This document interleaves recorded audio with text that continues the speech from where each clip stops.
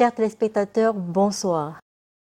Heureuse de vous retrouver ce soir pour cette nouvelle édition du Monde Inconnu. Nous allons continuer dans la même lancée avec la méditation, la solution à nos problèmes. Cette fois-ci sur un autre pan.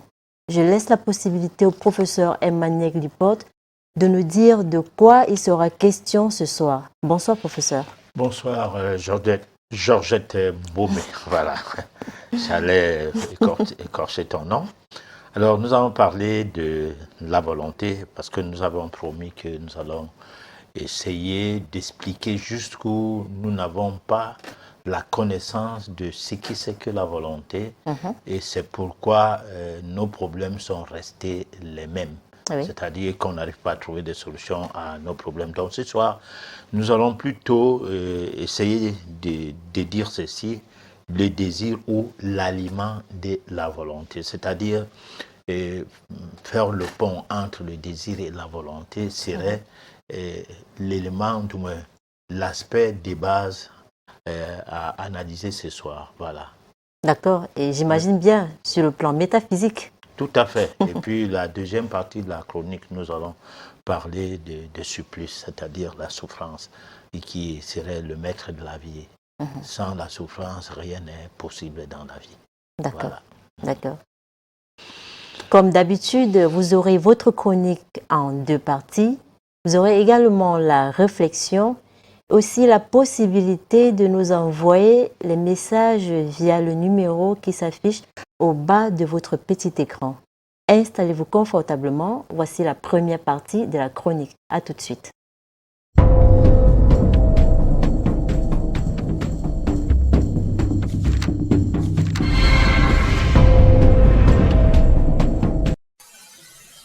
Méditation, la solution à nos problèmes, chapitre 21.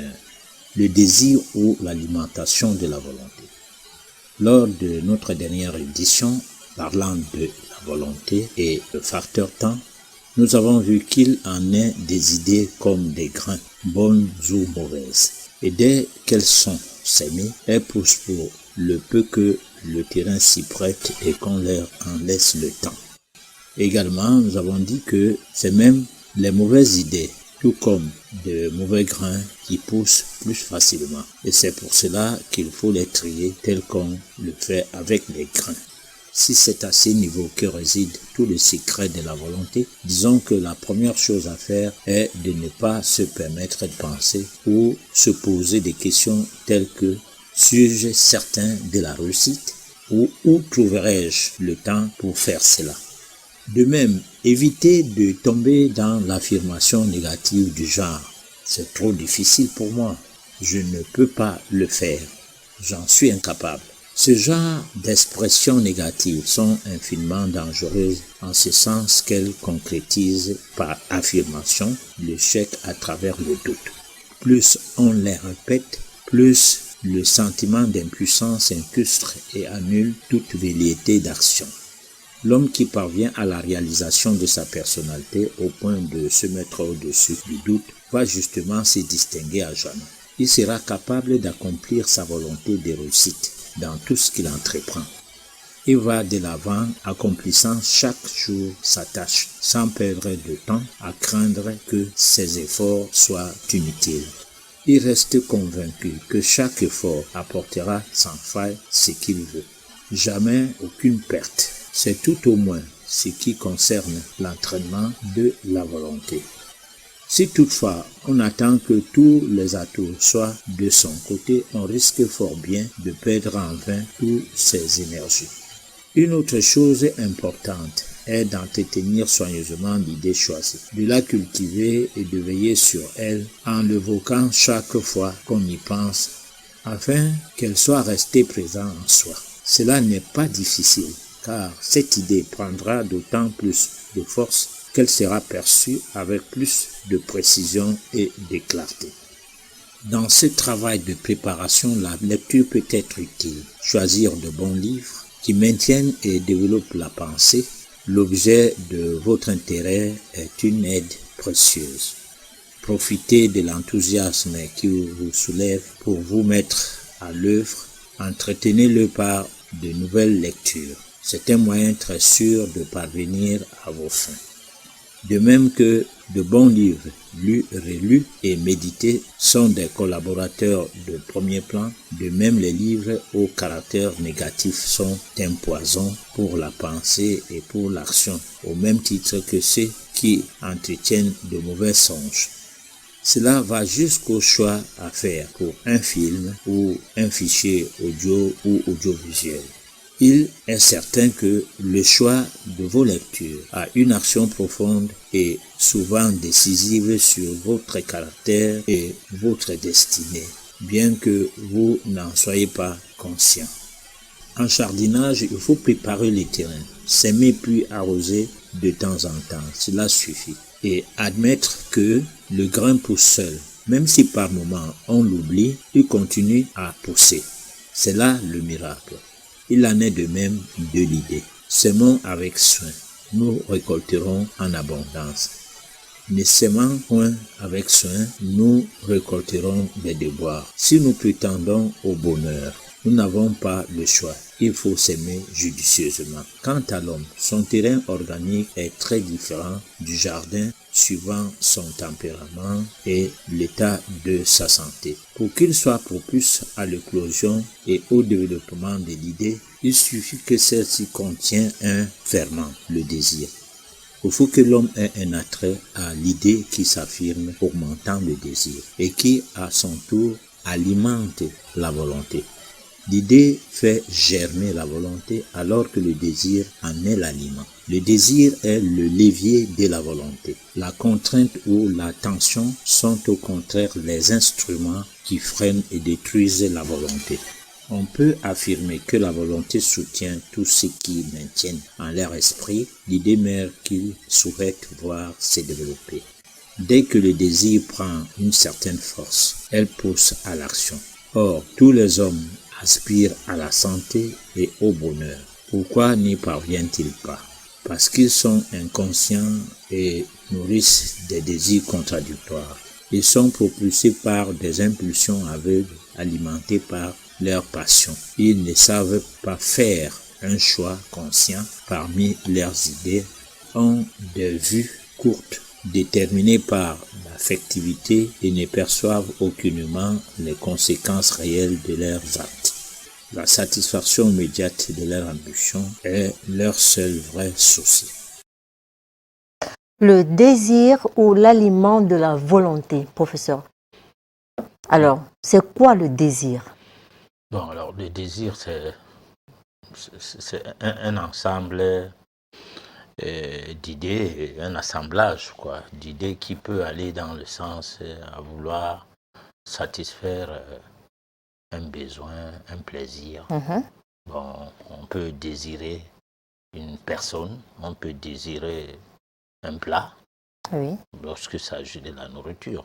Donc là, c'est un aspect de choses qui est un peu contraignant. Parce que lorsqu'on a le désir de quelque chose, parfois on ne peut pas expliquer si c'est seulement le plaisir qu'on veut satisfaire ou c'est le besoin. Parce que nous avons longuement parlé du désir et des besoins. Lorsque on a besoin de quelque chose, on ne désire pas ça. Forcément, parce que ce besoin est naturel.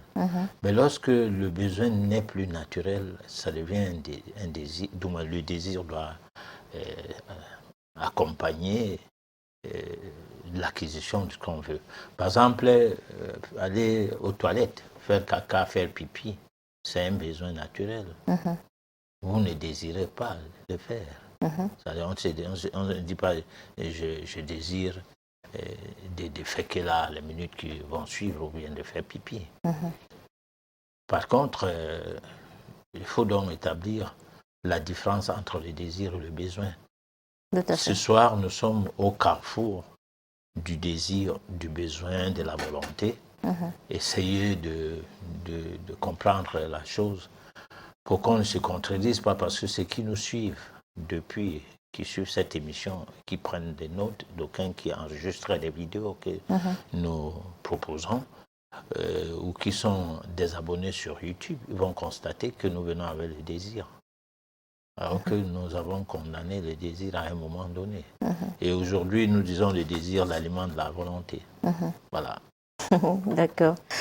Dans votre chronique, vous avez dit que les mauvaises idées, tout comme les mauvaises graines, ça pousse facilement. Il faut savoir faire le tri. Maintenant, de quelle manière? Alors, le tri, c'est ce qu'on essaie d'expliquer de ce qui est de la volonté. La volonté, c'est quelque chose comme le ferait un enfant. L'enfant qui veut jouer est doté d'une volonté inconsciente. Et une personne qui aime son travail, qui quitte le matin pour aller au travail, est dotée d'une volonté inconsciente. La volonté consciente, j'ose dire, c'est celle qui s'exprime par une petite contrainte. Par exemple, vous n'aimez pas le travail, mais vous aimez le salaire. Vous aimez les retombées du travail qui sont le salaire. Donc là, vous avez la volonté d'aller au travail parce que le salaire, vous l'attendez. Bon, si par exemple vous êtes du genre que vous n'êtes pas sûr d'être payé, vous arrêtez d'y aller parce que ce travail-là, vous n'avez plus la volonté d'y aller parce que ça ne paye pas. Alors donc, on peut se retrouver dans une situation où la volonté va aller dans un sens comme dans un autre. Mais ici, c'est les idées qui taraudent l'esprit, parce que nous sommes dans le cadre de la volonté consciente, pas inconsciente, nous sommes dans le cadre de la volonté consciente, c'est-à-dire que nous avons voulu à ce que la volonté nous accompagne. Bon, alors maintenant, on fait quoi? On dit, je dois réussir dans mon travail pour que je sois bien noté et que j'ai la promotion.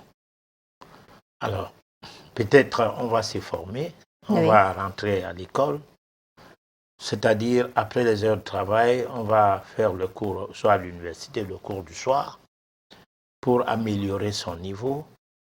Et là, nous sommes dans le tri.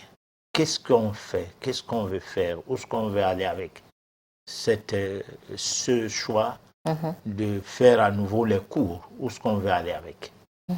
Donc, il y a donc là, on se dit, bon, je dois faire tel genre de cours, ou bien alors je vais dans telle option, j'y vais parce que je vais atteindre tel objectif ou tel but. Alors là, des idées fusent et se confondent et puis finalement on dit, voilà ce que je vais faire. Donc on fait le tri. On a plusieurs idées et puis dans plusieurs idées, on choisit une idée. Donc on a trié et on va commencer donc maintenant à se focaliser sur comment atteindre son objectif. Et dans l'atteinte de son objectif, on va arriver à son désir, bien sûr. C'est-à-dire que le désir ici étant l'aliment de la volonté. Voilà. Certaines personnes ont de bonnes idées, mais n'arrivent pas à les mettre en pratique. Qu'est-ce qui explique cela? Bon, parce que peut-être que les idées sont bonnes par rapport à elles-mêmes, ces personnes-là, qu'elles ne sont vraiment pas bonnes, ou bien ces idées-là ne poussent pas exactement le fruit des attentes de ces personnes-là. Parce que on peut avoir des bonnes idées, ça veut dire construire une maison avec l'argent qu'on travaille, que de faire le tourisme avec. On peut avoir dans ça une bonne idée perçue par les autres gens comme étant bonne. Oui. Et puisqu'on en parle peut-être à son épouse et on lui dit, bon, ben, écoute, moi, l'argent que je suis en train de mettre de côté, d'épargner, dès que ça aura atteint tel montant, je vais faire telle chose. Et l'idée est bonne pour le couple, pour le foyer. Mais on constate que c'est le contraire. Lorsque la personne aura besoin de faire de boire avec cet argent ou de faire l'argent avec, par derrière, il va soutirer l'argent là à l'insu, même de sa conjointe, au point où on constate que ces idées sont bonnes au départ, mais sauf que la concrétisation de ces idées n'est pas possible. Alors, qu'est-ce qui fait cela? Alors moi, je peux dire d'abord que c'est le manque de volonté, c'est-à-dire de commencer avec une idée et d'aller jusqu'au bout. Ce serait un manque de volonté. Mais c'est aussi parce que peut-être que la personne avait parlé d'une chose qu'elle-même n'y croyait pas. Et que, pour finir, elle va faire autre chose. D'accord. Je Oui. peux. D'accord. Qu'elle-même n'y croyait pas, professeur. Des fois, on y croit vraiment. On se dit, c'est la bonne idée. Maintenant, on a comme l'impression qu'on a un blocus. On a comme l'impression qu'il faut faire un tour au village. Question de se laver ou alors de nourrir un peu les crânes. Ah, d'accord. Là, bon, disons ici, nous sommes en phase, ou bien en phase d'une situation où une personne n'est pas déterminante, ne se maîtrise pas dans ce qu'elle fait, comme si il y avait un peu de psychiatrie, c'est-à-dire des troubles mentaux, Oui. qu'il faille scanner peut-être traditionnellement. Oui. Bon, du genre aller voir un voyant et puis dire, bon, mais écoute, cette personne-là, voilà, ou bien consulter, c'est pas un parapsychologue, consulter quelqu'un quelque part qui voit les choses de manière double. Bon, là, il existe ce genre de phénomène. Bien sûr, c'est des phénomènes qui font peut-être dire que la personne a des bonnes idées. Je te comprends bien, mais on ne sait pas pourquoi rien ne se concrétise. Alors, c'est comme si on avait un trou à la main, dès qu'on a l'argent, ça part. Tout à fait. Bon, on le dit souvent qu'on a un trou à la main, mais les chiromanciens, ils savent qu'est-ce qu'ils disent. Parce que lorsque on fait de la main comme ça, il y a des passages entre les doigts. Oui. Ça explique que vous n'avez pas la facilité d'économiser. Bon, là, on n'a pas besoin de voir un voyant à part pour dire que peut-être que le village y est pour quelque chose.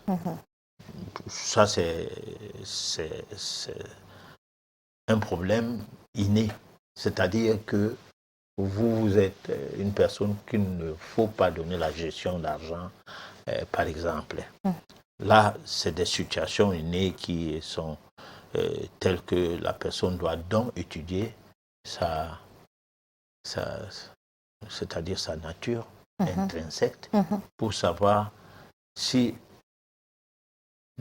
pourquoi elle n'arrive pas à économiser de l'argent. C'est comme quelqu'un qui va étudier pourquoi le commerce ne marche pas avec lui. Parce qu'il y a des gens, ils vendent même le caca, les gens achètent. D'autres personnes, ils vendent des choses très bien à côté de ce qu'on achète là, on n'achète pas.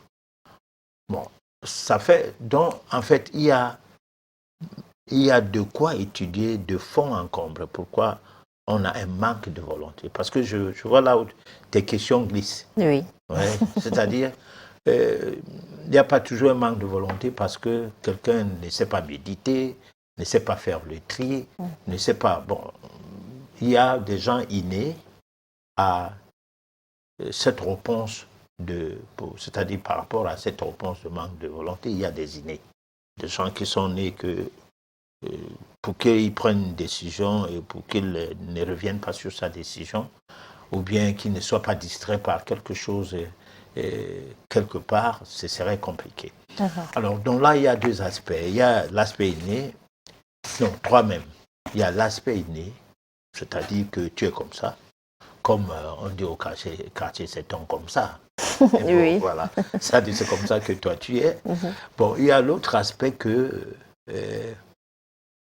tu manques de tri par rapport à ce que tu dois faire, sans que ça soit que tu es quelqu'un qui est frappé par un mécanisme dont on dirait que c'est naturel pour toi. Mais plutôt des choses provenant de l'extérieur, de ton entourage familial et tout ça, ces choses-là existent. Ça existe dans le sens que un enfant, il fait bien les cours, de la CIL en première et arrivé en terminale n'arrive pas à avoir le bac. Et même les meilleures notes, c'est-à-dire les notes trimestrielles jusqu'à tripler, quadrupler, même faire 6 mois et 6 ans la même classe. Donc presque un cycle complet du secondaire, il fait ça sur place. Alors, c'est comme si quelque chose commence à le distraire et il n'arrive pas à se concentrer. Alors, on part fouiller et on constate qu'il y a une main noire qui est passée par là. Ça, ces choses-là existent. Bon, là, on a beau vouloir parler science et exclure de choses traditionnellement vraies, c'est parfois une manière de dire qu'on est moderne, qu'on s'est modernisé.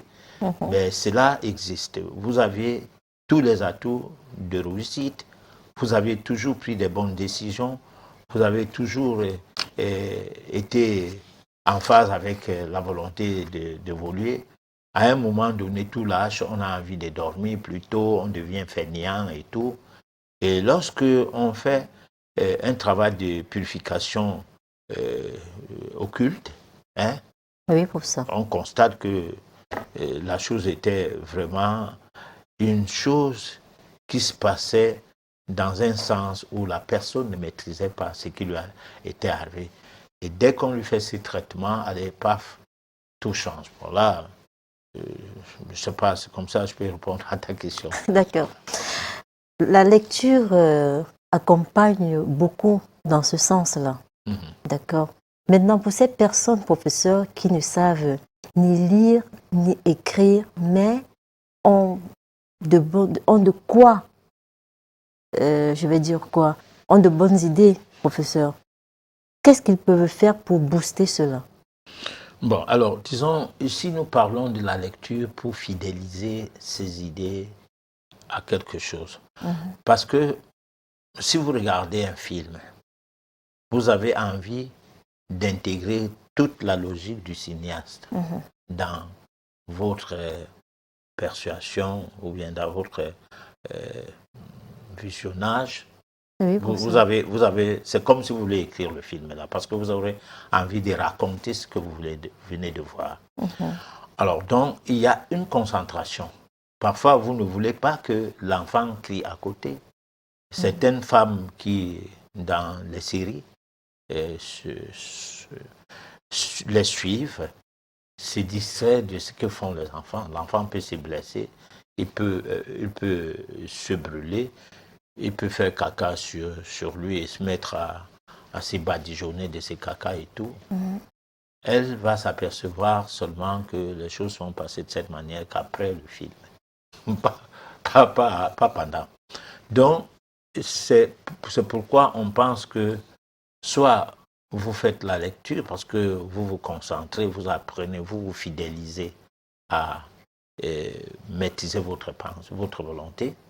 Parce que le but de ces petites idées que nous proposons comme ça, c'est d'amener les gens à comprendre que la volonté, c'est-à-dire on s'entraîne à avoir la volonté.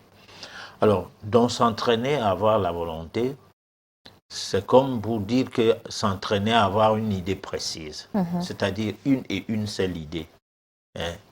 Entretenir cette idée, parce que la volonté, c'est la volonté pour faire quoi? Voilà. La volonté juste pour avoir la volonté, c'est comme pour dire la volonté de dormir.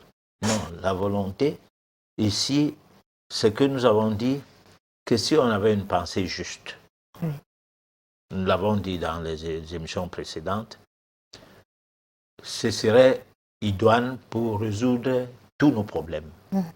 Alors, comme nous parlons de la méditation, la solution à nos problèmes, nous mettons des ingrédients à la connaissance ou bien nous proposons des ingrédients à ceux qui nous suivent dans tous les sens. Oui. Donc ici, nous avons abordé, cette fois-ci, nous sommes dans l'ingrédient volonté. Alors, parce que qui veut peut. Alors, qui veut avoir une idée et une seule idée pour ne pas distraire sa pensée. Et que si on a une idée qui est juste, qui est forte, qui est puissante, alors l'atteinte du but sera possible. Par exemple, on veut un bonheur. Oui. Mais comment? On ne sait pas parce qu'on n'a aucune idée. Mais on veut, on a quand même la volonté, mais il y a l'idée. Ce n'est pas le désir qui manque, mais peut-être que c'est l'idée qu'il faut pour pouvoir avoir ce bonheur. Alors, on est malade. On a besoin de guérir de sa maladie. On n'a aucune idée de ce qu'on doit faire.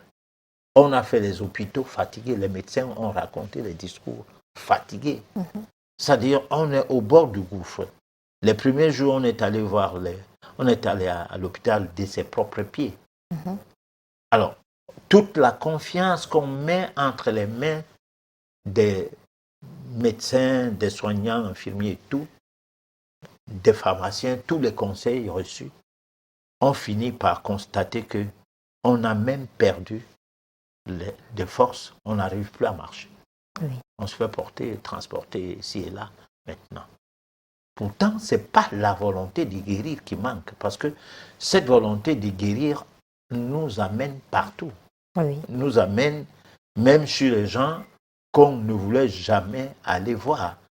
Par exemple, ce que les scientifiques appellent les charlatans, c'est-à-dire les soi-disant scientifiques des hôpitaux appellent les charlatans.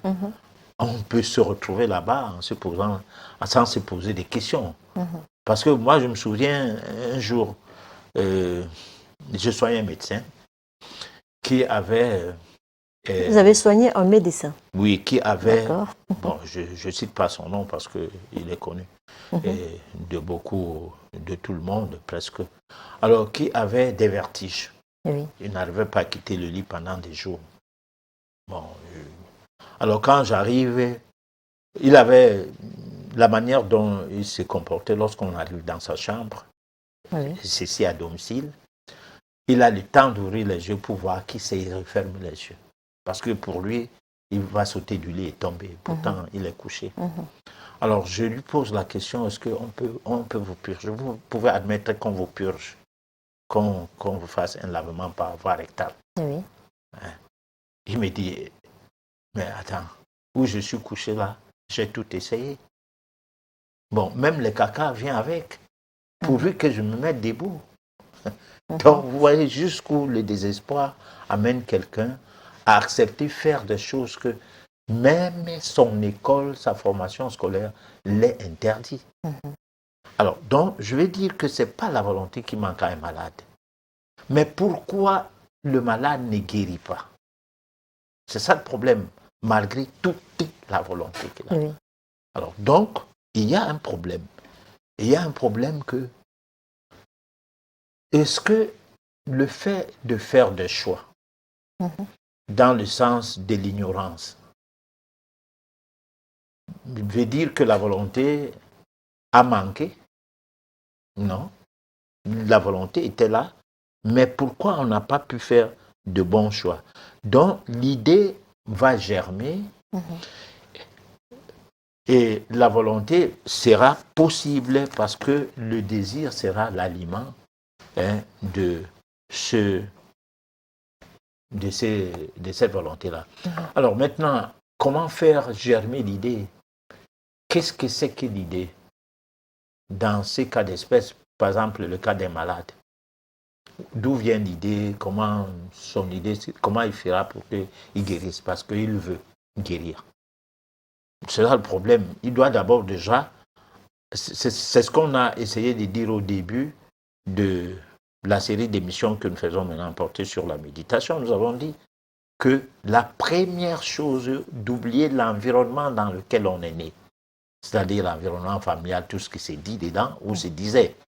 d'oublier la cour de jeu, d'oublier le système scolaire, tout ce qui se raconte là-bas, Oui. de renaître de nouveau ou faire renaître de nouveau une personnalité, un soi, en soi, hein, pour parvenir à avoir des messages qui viennent de votre être intérieur maintenant, c'est-à-dire de busquer l'être intérieur, de l'amener à ce qu'il prenne le dessus sur le corps physique allant du cerveau et jusqu'à l'ensemble de tout ce qu'on connaît, hein, parce que souvent, ce qu'on connaît semble être ce qui est valable. Et l'inconnu ou ce qu'on ne connaît pas semble être des choses qui ne servent à rien. Bon. Par exemple, le noir, lui, connaît le paracétamol et tout, mais le blanc, lui, ne connaît pas les poudres des noirs. Il ne peut pas les consommer. Non. Bon, cependant, alors, pour le malade qui va boire des médicaments prétendument connus ou croyant les connaître, ou parce qu'on les lui a prescrits. Oui. Mais pourquoi ne guérit pas? Voilà, il ne peut pas guérir parce que d'abord le discours qui est là-bas où il va est que les maladies ne guérissent pas. Buvez seulement les médicaments. Donc un bon commerce par ici, devenez les clients. Bon, alors le problème va se poser chez qui? Chez la personne qui n'a pas d'idée, hein, comment on peut dire, virus. C'est-à-dire que ces idées doivent aller jusqu'à pouvoir décrypter le pourquoi prendre telle chose, de pourquoi manger telle autre chose, pourquoi se soigner de cette manière, tout comme les autres. Parce que, par exemple, dans le monde entier, il n'y a que le noir qui se fait soigner par tous les continents. Mais le continent noir, l'Afrique, ne soigne pas les gens ailleurs. Oui. Parce qu'ailleurs, on pose la question que c'est quoi ça? Hein? Puisque le dénigrement est allé à un niveau où, avant, noir voulait dire nègre, nègre voulait dire esclave. Oui. Alors comment on peut faire confiance à ce que fait un esclave? Mais pourquoi l'esclave ne peut pas être affranchi en disant, bon, ce qu'on nous propose, nous aussi on doit chercher à savoir qu'est-ce que c'est.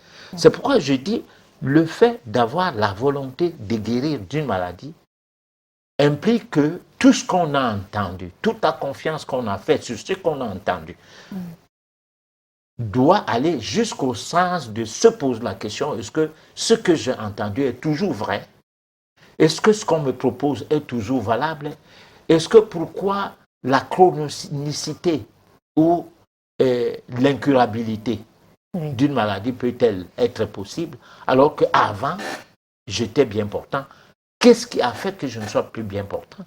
C'est-à-dire aller dans le sens de se poser la question que à partir de quand les troubles sont entrés en moi au point à me rendre quelqu'un de dysfonctionnant. Voilà. D'accord. Donc, nous allons passer à la deuxième partie de la chronique qui va parler de les lois de supplice et la méditation.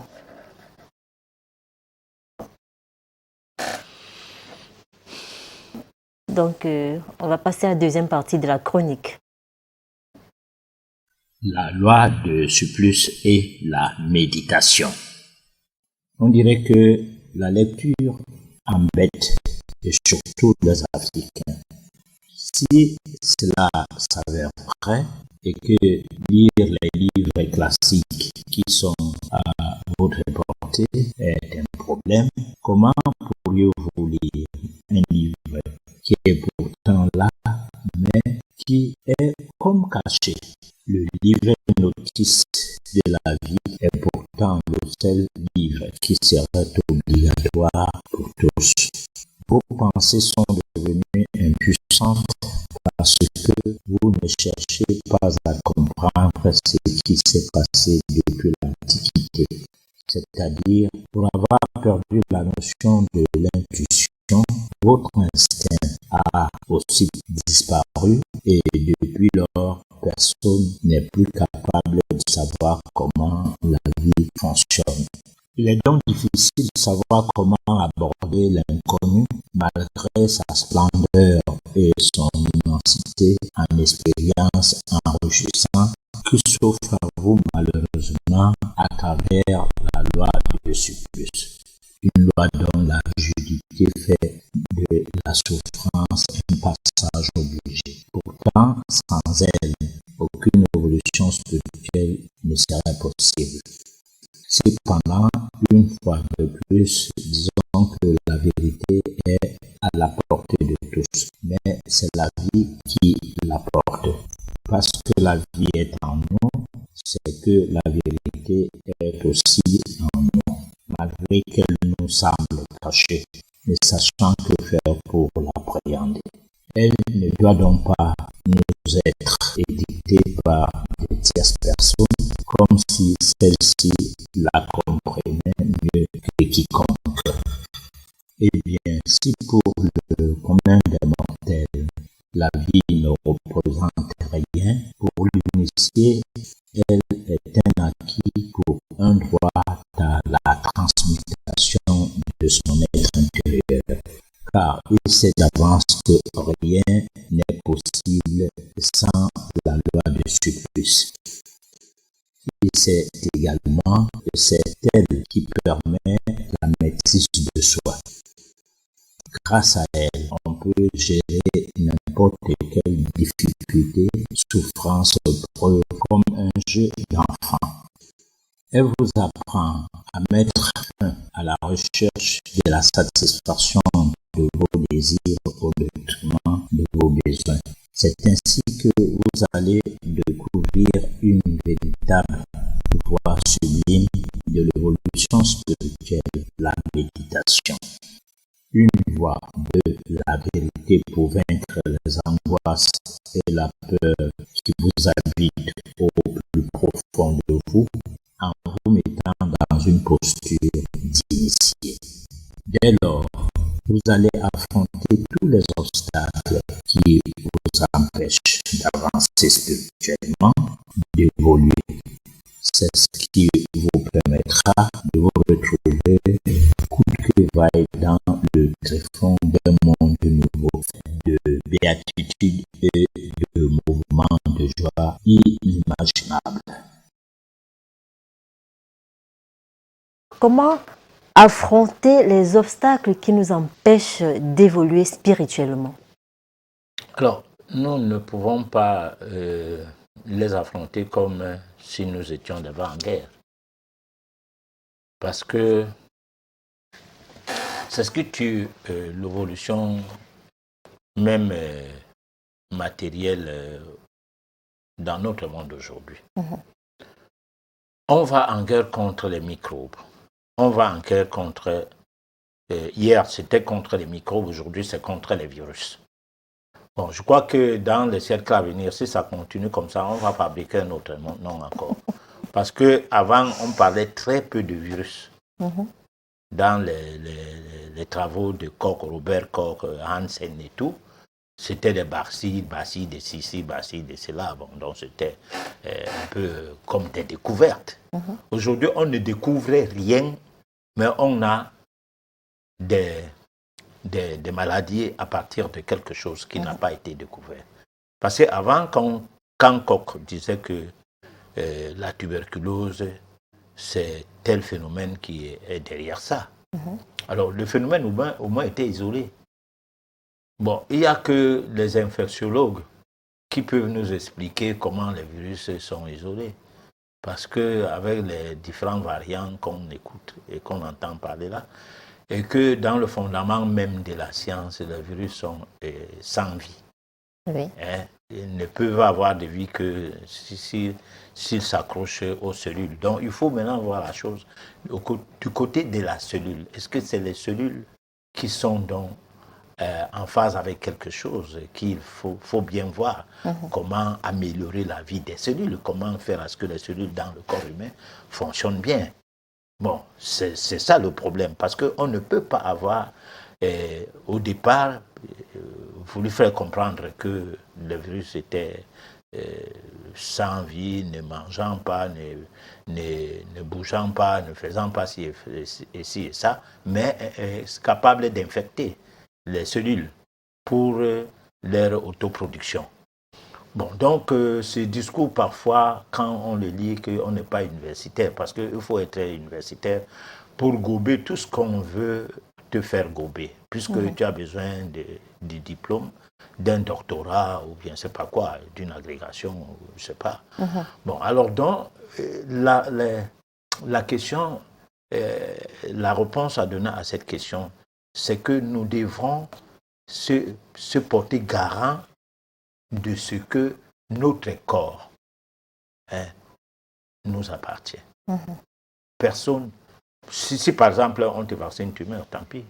Si par exemple tu bois un médicament, comme une fois on avait proposé une vidéo ici, dans Réflexion et Vocation concernant notre mission, dans le cadre de notre mission, Oui.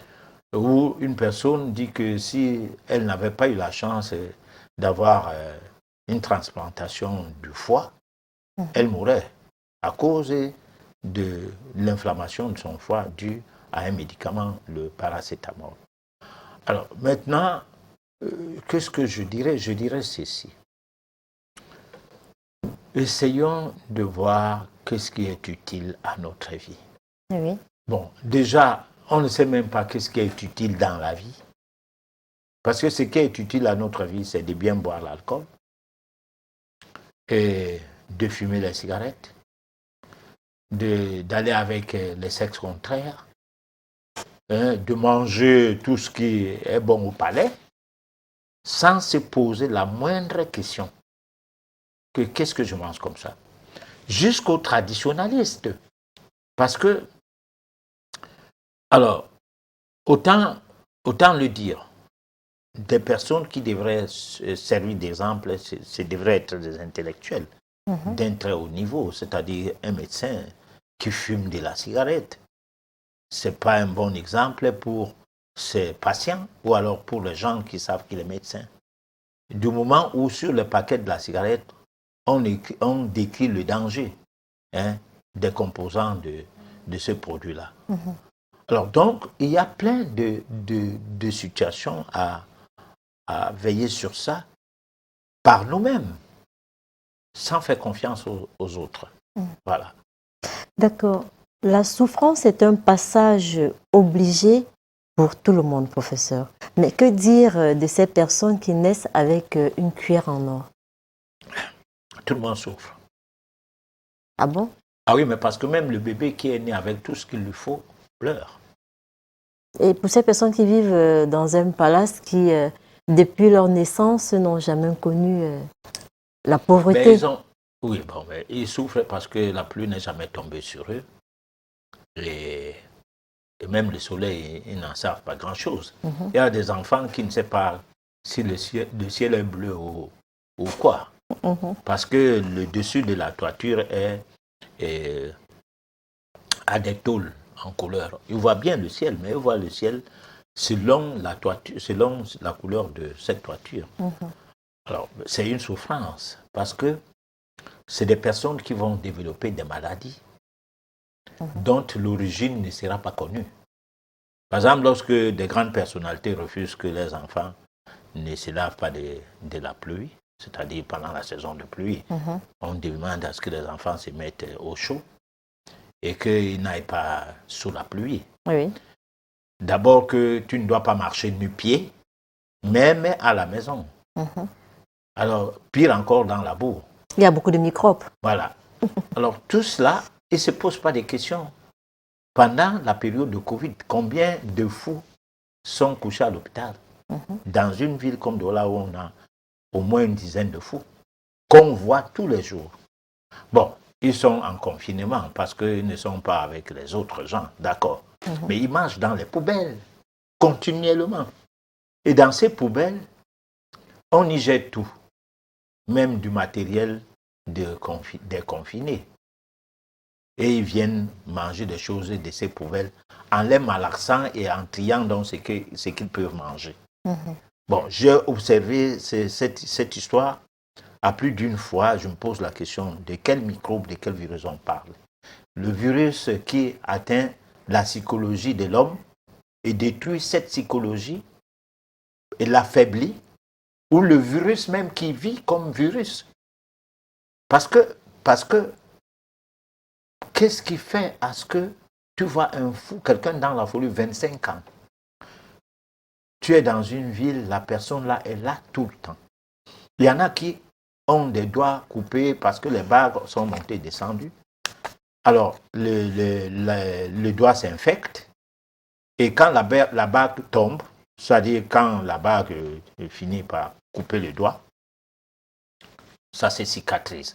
Alors, par quel mécanisme le système immunitaire de la personne a pu prendre le dessus sur la plaie jusqu'au point de se cicatriser, alors qu'une personne qui vit normalement, qui a tous les soins du monde, qui a fini l'école, qui est diabétologue, qui a tous les titres universitaires, mais qui a un pied qui est en train de pourrir au point à ce qu'on lui coupe les pieds. Alors donc, il y a un problème pour les va en guerre. On va en guerre contre les microbes, comme je commençais à dire, contre les virus aujourd'hui. On va en guerre contre la pauvreté. Oui. Qu'est-ce qu'on appelle pauvreté? Qu'est-ce qu'on appelle richesse? Mais c'est des figures de style. C'est-à-dire que c'est des choses qu'on compare. Par exemple, tu es en voiture, l'autre à pied. Toi, tu es riche parce que tu as un moyen qui t'amène d'un point à l'autre rapidement. Oui. Mais vous finissez par y arriver. C'est-à-dire, si le matin, ceux qui vont à pied vont à un point où là-bas, c'est pour aller travailler, ceux qui vont en voiture vont dans la même destination, mais tout le monde se retrouvera à l'heure et sera en train de travailler, chacun assis à son poste. Que vous soyez dans le poste d'ouvrier, que l'autre soit dans un poste de directeur, Oui. mais vous travaillez dans la même boîte, vous avez répondu présent à la même heure, et chacun est utile à sa façon. Parce que sinon, il ne se serait pas un assemblage de gens. Bon, donc, il faut savoir à quel niveau se trouve le pauvre, dans quel sens on peut parler de pauvreté et dans quel sens on peut parler de la richesse. Donc, c'est des figures de style. Et c'est ce qui fait en sorte qu'il y a l'arrogance. C'est-à-dire des gens se comportent comme s'ils sont mieux que d'autres. Hein? Bon, moi je dis ça souvent, par exemple, comme je viens à l'émission, si à la sortie de l'émission, je marche à pied pour aller chez moi. Tout ce que je dis là, on va dire, mais attends, mais c'est un va à nu-pied. Il peut dire quoi? Et si je suis dans une grosse voiture, ils vont dire, mais voilà, les gens qui trompent les gens, lui-même, il faut voir la voiture qu'il y ait dedans. Bon, alors, mais je dis que tu sois dans une grosse voiture, une moyenne voiture, une voiture insignifiante où tu vas à pied ou à vélo, mais tu restes toi. Oui. Hein? Tu ne seras rien d'autre que toi. C'est les autres qui te voient, qui pensent que tu n'es pas toi, que tu es devenu autre chose, surtout lorsqu'on te connaissait autrement avant. Voilà. D'accord. Professeur, quelle est l'importance de la notice de la vie? Alors, la notice de la vie, c'est à peu près une manière de dire que comment je peux faire pour me connaître. Parce que connais-toi toi-même afin de connaître Dieu. Oui. La notice de la vie est donc comment je peux mener ma vie pour que le corps physique ne puisse dominer sur l'être intérieur dont il porte, dont moi. Parce qu'en fait, nous, ce n'est pas le corps physique. Nous, c'est l'être intérieur. Alors, je me souviens une fois, j'étais dans une émission, dans ces studios même, avec un prêtre, lorsque j'ai appelé le corps physique carcasse, il s'est mis à rigoler. Comment on peut appeler le corps une carcasse? Mais la voiture a un chauffeur. Le corps, son chauffeur, c'est l'âme. Oui. À ce qu'on peut dire simplement en métaphysique terre à terre. Bon, il faut que l'âme prenne le dessus sur le corps. Si l'âme prend le dessus sur le corps, on n'a pas besoin d'aller à l'hôpital. Parce qu'à l'hôpital, on ne soigne pas la maladie de l'âme. Même si les psychiatres racontent leurs histoires, ils soignent le cerveau, l'âme, ce n'est pas au niveau du cerveau. Bon, alors, là, à l'hôpital, on soigne le corps physique. Et les travaux de ceux ce fonctionnement thérapeutique passe par des cellules inertes. C'est-à-dire que lorsque on travaille sur les cobayes, il faut maintenant les hommes qui vont servir de cobayes aussi et tout. Mais on ne peut pas les déchiqueter. Hein? Étant vivant, on lui coupe une partie de son corps pour faire des analyses bien que la personne vivante. Bon, avant on le faisait. On l'a fait sur les esclaves. Hein? Parce que les recherches qui ont été faites dans le domaine médical à une période, il y a peut-être 300 ans, c'est passé dans tous les sens. C'est comme nous pouvons faire nos travaux sur des animaux. L'homme noir était un animal à l'époque. On faisait n'importe quoi sur lui. Mais sauf que l'évolution qu'il y a eu dans le domaine médical n'a pas permis à ce qu'on guérisse les maladies.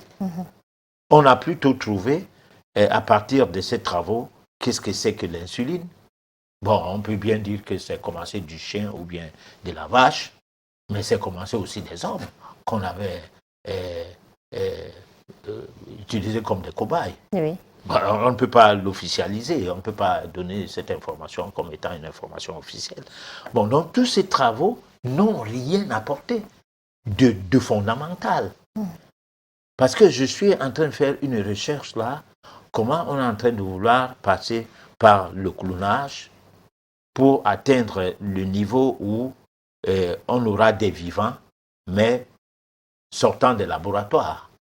Bon, alors, c'est une révolution. Mais guérissez d'abord le diabète, guérissez l'hypertension, arrêtez de faire des choses qui ne servent à rien. Parce que si vous clonez les gens qui vont devenir nuisibles après un temps, et que ceux qui ont mené cette expérience ne seront même plus en vie pour pouvoir maîtriser leurs choses. Hein? Ce serait comme une maladie qu'on a injectée dans la population, qu'adviendra que pourra. Voilà. D'accord. On va prendre la réflexion et juste après, on vous revient.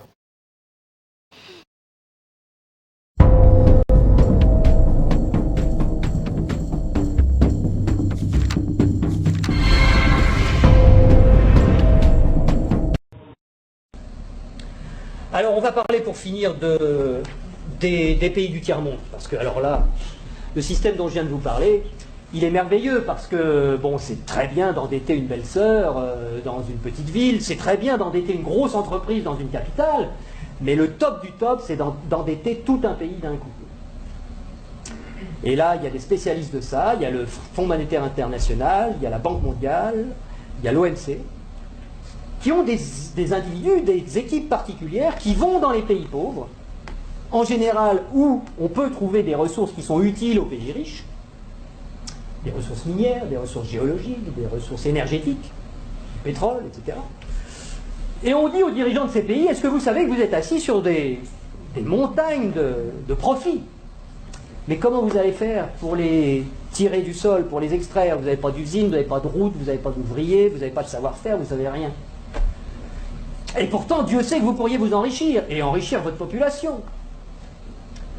Ben non, on ne peut rien faire, on n'a rien, on n'a rien. Bon.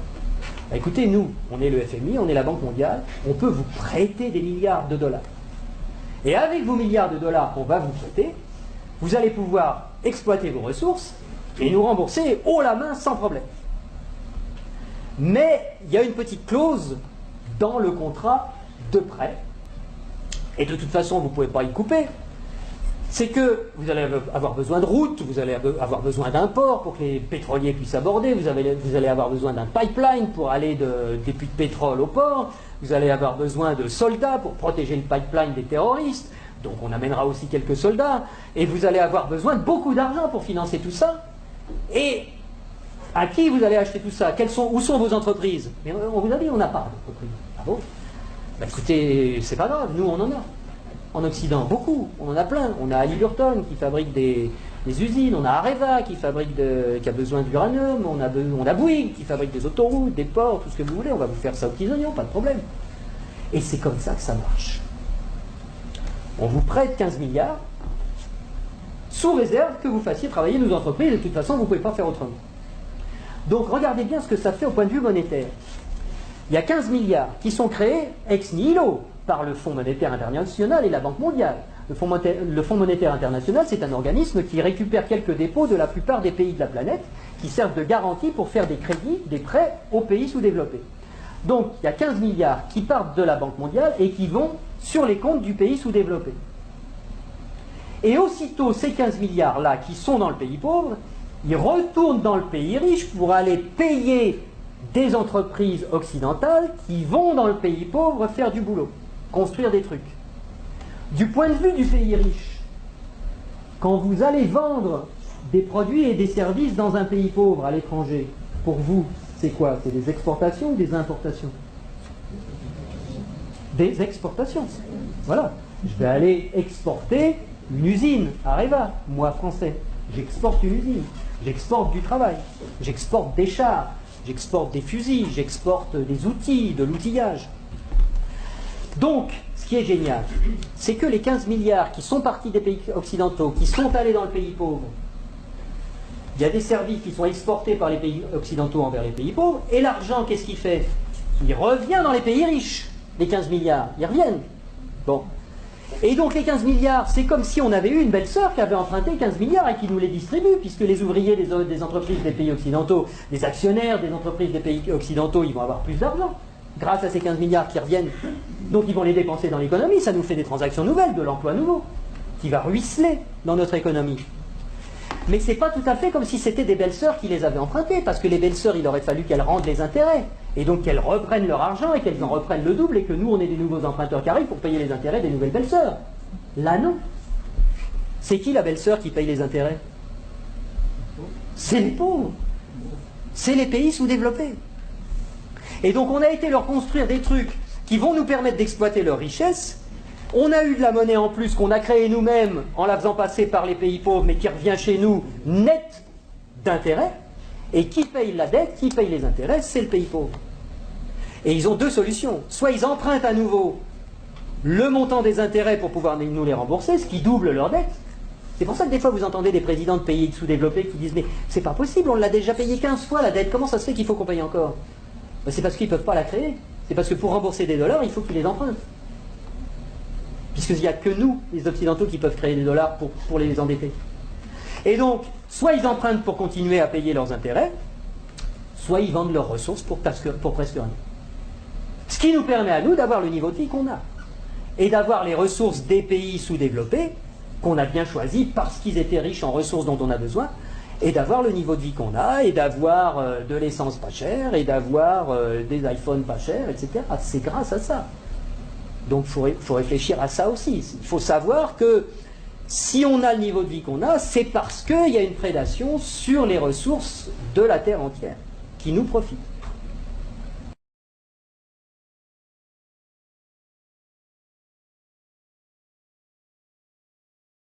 Professeur, votre commentaire par rapport à cet élément? Bon, on avait dit qu'il y aura des éléments de foi dans le cadre de la réflexion et évocation qui seront sans commentaire. D'accord. Parce que nous voulons que les oreilles s'ouvrent en regardant ces choses et en les écoutant.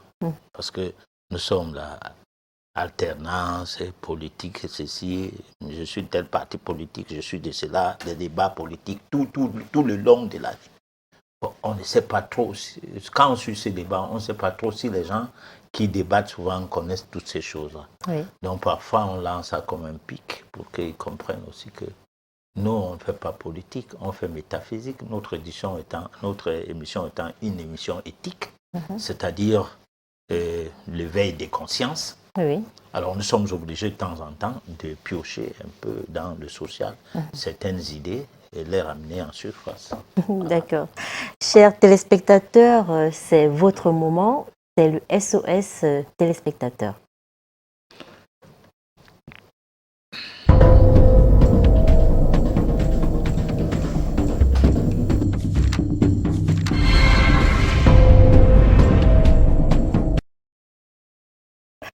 Alors, bonsoir professeur, s'il vous plaît, pouvez-vous nous parler de la notice de vie? Alors, la notice de vie, c'est comme la notice d'un moteur. C'est aussi comme la notice d'un médicament. Parce qu'un médicament, on dit, lisez attentivement cette notice parce que ça va vous donner des informations dont vous aurez besoin de connaître et besoin de les relire. Alors la notice de la vie n'est pas donc peut-être écrite quelque part où on va faire lire ça à quelqu'un. Parce que ça aurait été ça, c'est qu'on n'a pas trop de problèmes. Alors, mais maintenant, du point de vue métaphysique, la notice de la vie existe. C'est-à-dire que c'est les lois, la connaissance de l'existence des lois de la nature. Cette connaissance de l'existence des lois de la nature est impérative du fait que c'est à travers le respect de ces lois, le fait qu'on ne les transgresse pas, qu'on n'a pas des situations de maladie, de famine, de pauvreté, de misère et tout à redouter. C'est parce que nous sommes ignorants de ces lois, dans le sens de cette ignorance, nous les transgressons. Et lorsque on transgresse une loi de la nature, comme la nature est incorruptible, on paye le prix qu'il faut payer. Alors, de ces faits, la notice de la vie est donc sans doute à la portée de tout le monde, c'est-à-dire à la portée de ceux qui ont la volonté de la connaître, de s'approprier d'elle et de mettre en pratique toutes les rubriques qui seraient en rapport avec notre vie. Nous avons essayé dans cette notice parler, pour ne pas être très vague, parler de l'alimentation. Et dans l'alimentation, nous avons abordé un pan d'alimentation qui n'est pas connu des diététiciens ni des nutritionnistes. L'aliment céleste. D'accord. L'oxygène. Vas-y. Professeur, si je veux avoir la notice de la vie de mon fiancé, d'un prétendant, comment je fais? Non, tu ne peux pas avoir la notice de la vie de quelqu'un du moment où la notice de la vie n'appartient pas à quelqu'un. Ça appartient à tout le monde. C'est-à-dire que c'est comme la notice d'un médicament appartient à tous ceux qui boivent ces médicaments. Par exemple. Vous ne pouvez pas avoir une notice de quelque chose qui soit commune, collective, à vous seul, par exemple. Mais si vous voulez savoir qui est votre fiancé, qui est-il, comme pour dire connais-toi toi-même, dans l'apparence, ce serait qu'il faut d'abord qu'on fasse les fiançailles. Bon, alors on se met avec une personne pendant un temps. La personne fume, tu ne sauras jamais.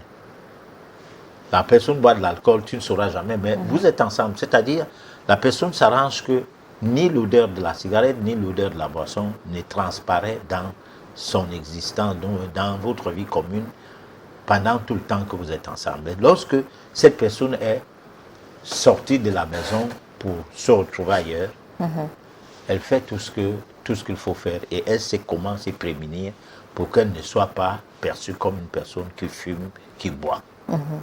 C'est comme les actes qu'on pose sexuellement.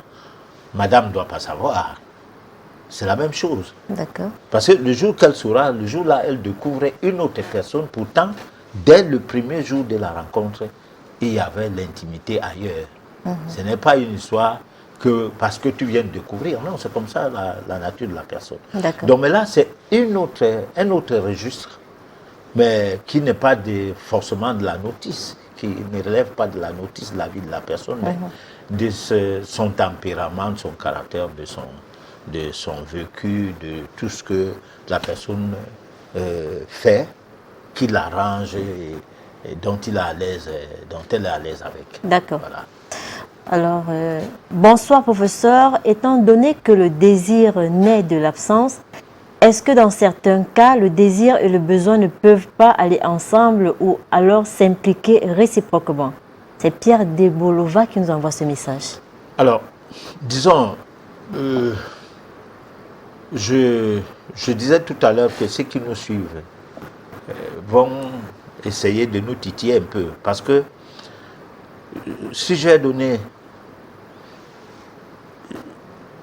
la volonté, comme quoi c'est le désir qui est son aliment, ça veut dire que le désir peut s'interposer entre le besoin et la volonté. Parce que, alors, le besoin, on n'a pas forcément, derrière le besoin, l'envie d'avoir la volonté. Comme l'enfant qui joue. La volonté est instantanée. Il veut jouer, c'est tout. Alors maintenant, lorsque nous parlons du désir, nous ne voyons pas le besoin de jouer. Comme pour dire, nous ne voyons pas le besoin de faire caca, le besoin de faire pipi, hein? Oui, pour ça. Ou le besoin de manger. Non, le désir ne vient intervenir que lorsque on a besoin de faire quelque chose dont le besoin ne s'impose pas forcément. Oui. Mais comme une chose qu'on a décidé de faire, parce qu'on veut atteindre un certain but, parce qu'on a un objectif à atteindre. Voilà. Donc, le besoin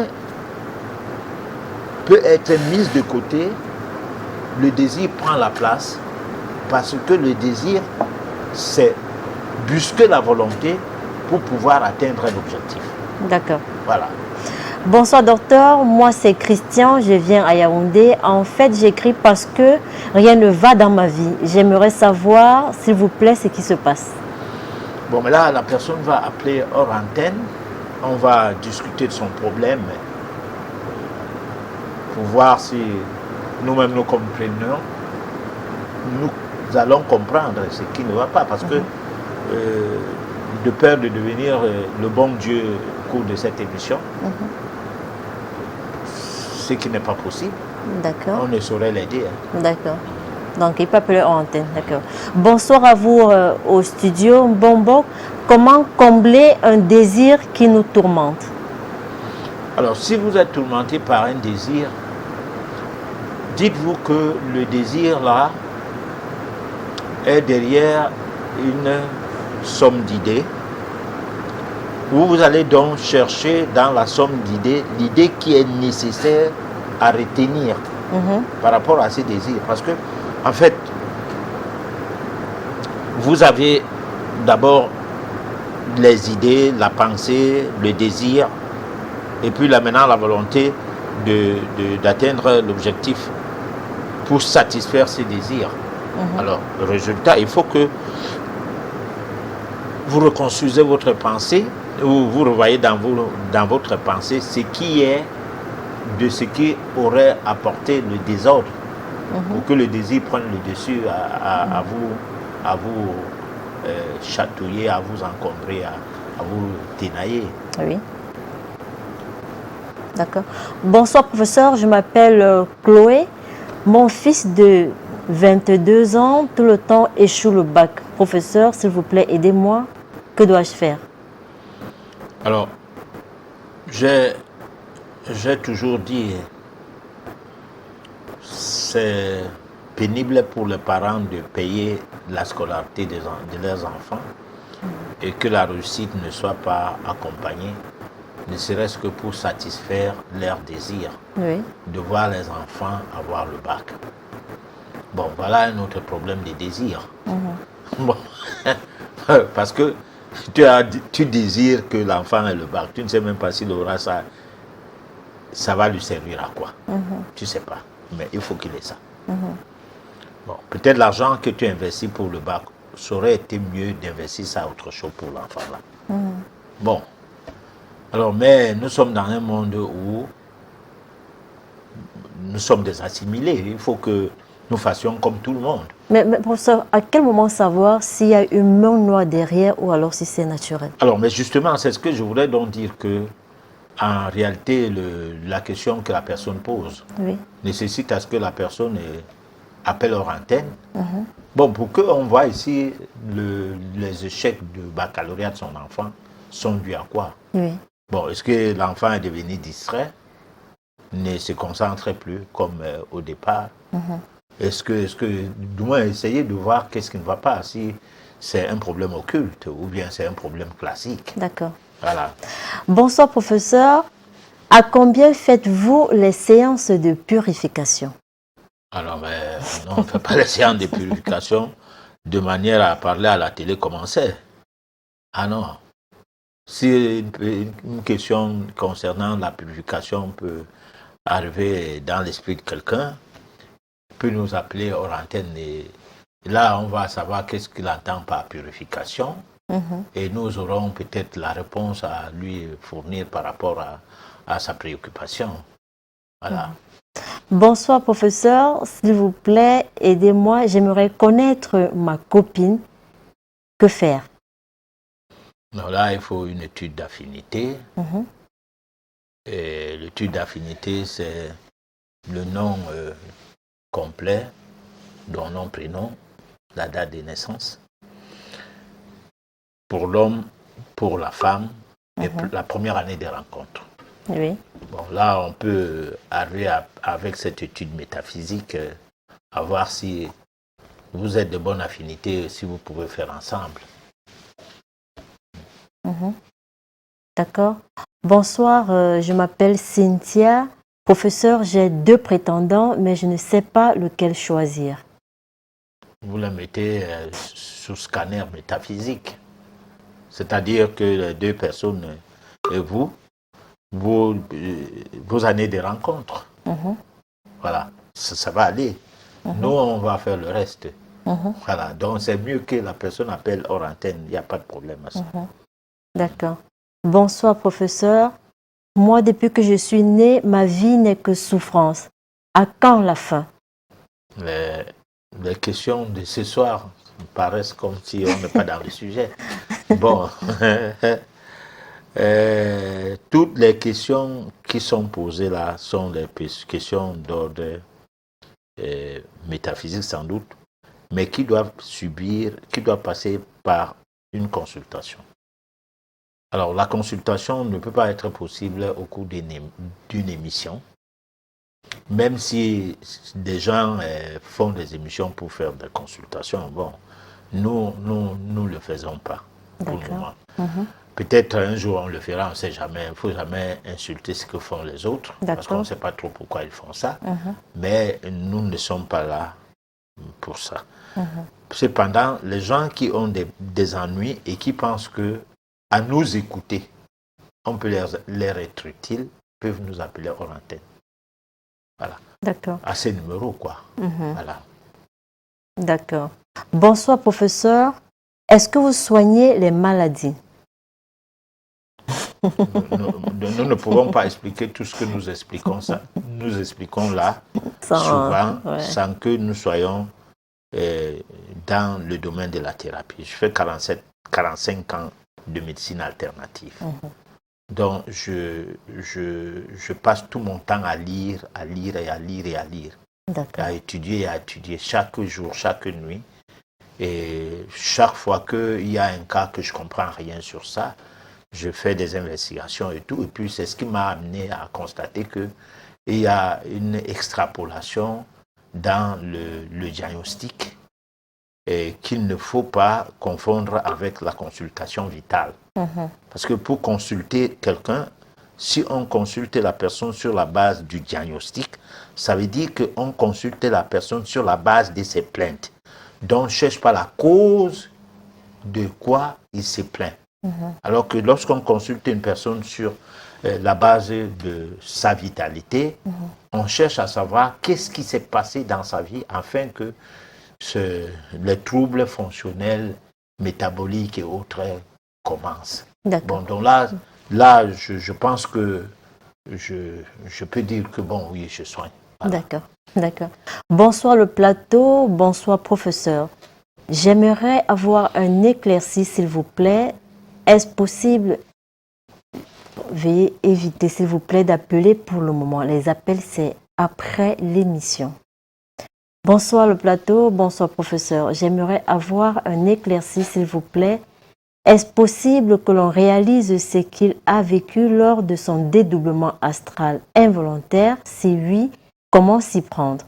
Et comment contrôler son dédoublement astral car il est mon plus grand désir.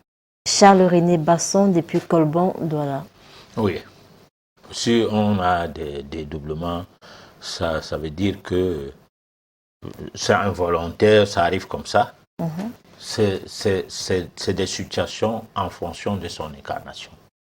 Ça veut dire que c'est des pratiques qu'on faisait avant de réincarner, c'est-à-dire avant d'être avec nous au cours de cette vie, de cette existence. Vous êtes dans un autre environnement, peut-être que avant vous étiez dans un environnement où ces travaux étaient propices actuellement et il ne l'est plus. Bon, maintenant, pour que cela devienne conscient, c'est donc les travaux métaphysiques qu'il faille faire, se mettre en formation de la métaphysique, maîtriser ses rêves, comprendre comment ça fonctionne, hein? C'est-à-dire étudier dans l'art de rêver. Bon, peut-être que ces dédoublements se font pendant qu'il est couché.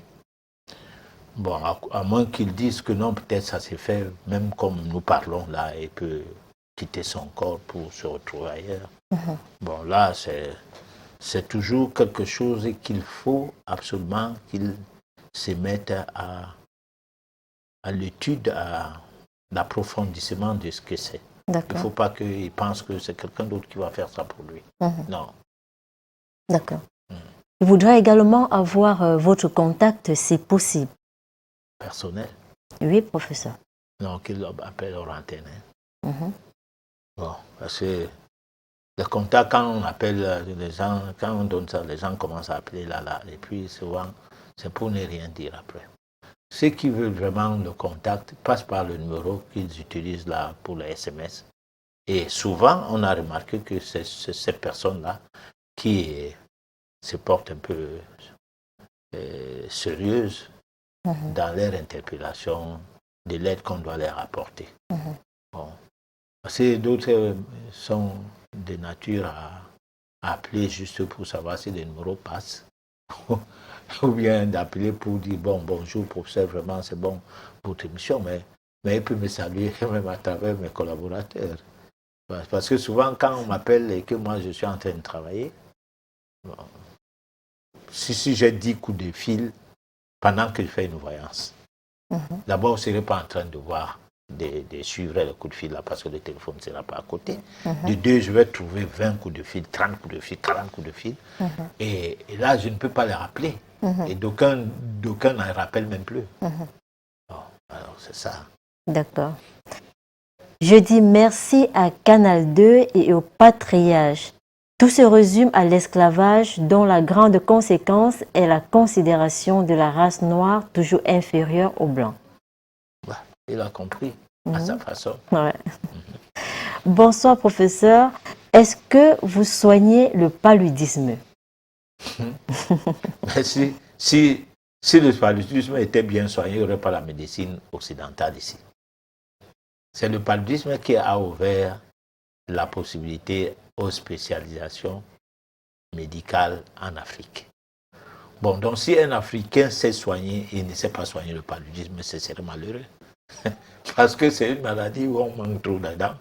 Il faut seulement faire juste des petites choses comme ça, la maladie là n'existe plus. D'accord. Bon, donc je ne sais pas comment donner la réponse à une telle question. Et c'est comme on peut demander à un vendeur, à un marchand de beignets, est-ce que tu fabriques les beignets? D'accord, tout le monde a compris. Bonsoir professeur.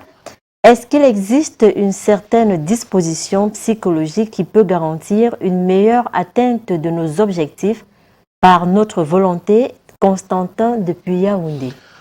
Première chose, ne plus croire à ce que disaient tes parents. Parce que, par exemple, si ton père était chrétien ou bien il était musulman, bon, il a subi la colonisation occidentale ou arabe. Alors, en quoi il te raconte les histoires des musulmans alors que vous n'êtes pas de la famille des Arabes? Bon, si c'est la civilisation occidentale, le christianisme et tout, en quoi on vous raconte les histoires de quelqu'un qu'on a même tué avant d'adopter finalement son message? C'est Jésus là. Bon, donc il y a d'abord de mettre la balise sur le fait que tout ce qu'on m'a dit à l'école, tout ce qu'on m'a dit chez mes parents, tout ce que mes amis me disent dans mon entourage, tout ce que la radio dit, tout ce que la télé dit, doit être dans le tri. C'est-à-dire voir ce qui est positif et ce qui ne l'est pas. Et ce qui est nuisible et ce qui ne l'est pas. Ce qui est utile à soi et ce qui ne l'est pas. Bon, là, c'est un travail difficile. Parce que tu ne peux pas dire à quelqu'un qui pense qu'il a eu son BPC ou son CEP ou tous ses diplômes grâce à l'Église. Où il partait, le prêtre bénissait son bic, où il partait à des messes spécifiques pour les gens qui doivent aller à l'examen, et qu'il a eu ses examens. Bon, qu'il a eu même le travail pour avoir été dans les églises de réveil, on a prié pour lui. Bon, que tu viennes lui raconter des histoires aujourd'hui, que ces histoires, tout ça là, c'est du pipeau. Ce serait difficile, mais sauf que ce ne sera jamais une personne affranchie. Ça sera toujours une personne qui va dépendre de ces systèmes-là. Alors, donc, c'est comme si tout le long de sa vie, elle sera dans un enclos où cet enclos, s'il a la lumière, c'est seulement la lumière de cet enclos qu'il peut voir. Si cet enclos a l'obscurité, il n'est que dans l'obscurité. Bon, et là, on comprend déjà que ce que nous sommes en train de proposer est l'auto-affranchissement. C'est-à-dire que la personne humaine doit dire psychologiquement, voilà ce que nous sommes, voilà ce qu'on voudrait que nous soyons. Bon, maintenant, comment faire pour qu'on ne soit plus ce qu'on veut qu'on soit? C'est ce que nous, on doit faire. Nous, les êtres humains, noirs ou pas noirs. Parce qu'en fait, le problème qui se pose aujourd'hui, nous sommes dans un village planétaire. Quand on regarde le monde aujourd'hui, tout le monde est malmené par un groupe, une poignée de personnes. Ne serait-ce qu'à travers des subterfuges politiques, ou d'une certaine science. On est malmené. Donc, on ne parle plus problème de race aujourd'hui. Sauf que, par moment, il ne faut pas oublier que c'est plus grave en Afrique qu'ailleurs. Voilà. Quand quelque chose arrive en Afrique, nous, on est des cobayes, on est des animaux. Et nous-mêmes, on se passe pour des animaux. D'accord. Voilà. C'est ce qui est dangereux, quoi. D'accord, professeur. Bonsoir, professeur. Cela fait 4 ans aujourd'hui que j'ai eu mon bac, mais j'ai toujours du mal à me décider sur quoi je veux exercer vraiment. Comment faire, professeur? Merci, Junior, depuis Konsamba. Oui, là, on peut lui faire une étude d'orientation professionnelle. Avec son nom et sa date de naissance, on peut lui faire une étude d'orientation professionnelle ou d'orientation dans la vie. Comme ça, il peut mettre de côté son bac et peut-être prendre le pouce. Et au bout de 5 ans, il aura l'immeuble. Alors qu'en prenant en compte son baccalauréat, il a peut-être déjà chômé des années, sans rien avoir mis de côté. Et pourquoi? Parce que c'est peut-être, je dis bien, que dans l'orientation professionnelle ou dans l'orientation dans la vie, sa vie est établie qu'il faut qu'il commence par telle chose pour pouvoir grandir matériellement, pour connaître une évolution matérielle adéquate. Ok. Bonsoir, professeur. Tous mes respects pour les connaissances que vous nous donnez gratuitement. Alors, vous avez dit tout à l'heure dans la première partie de l'émission avoir guéri un médecin d'un vertige chronique. Alors, je voudrais, s'il vous plaît, que vous fassiez ma cure à moi contre une migraine sporadique très embêtante lorsqu'elle arrive. Merci d'avance de bien vouloir voler à mon secours. Monsieur Ngolet Patrick, depuis Yaoundé. La personne, on va discuter. On va en discuter. Bon, écoute, je lui donne le numéro de téléphone. Il m'appelle aussi, c'est 77 68 95 70. Alors là, comme ça, il m'appelle directement parce que ce numéro de SMS là qu'on utilise à l'émission, c'est le secrétariat de l'émission. Bon, je reprends le numéro 677 68 95 70. Il peut appeler à ce numéro, c'est aussi le même numéro qui est sur WhatsApp. Et on pourra échanger parce que les gros noms des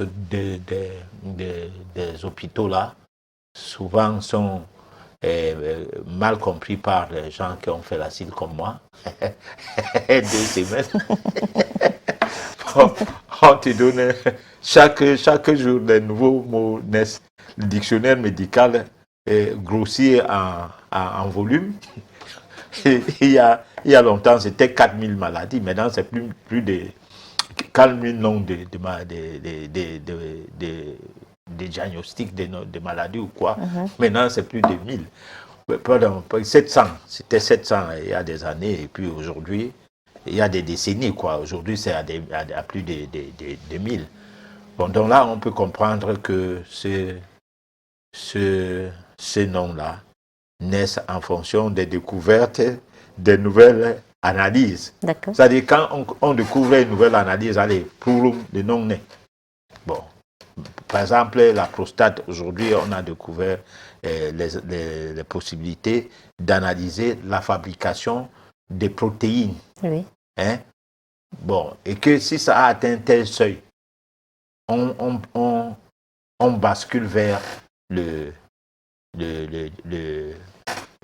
cancer. Bon, là, cette analyse est plutôt en abréviation, je crois, PCA.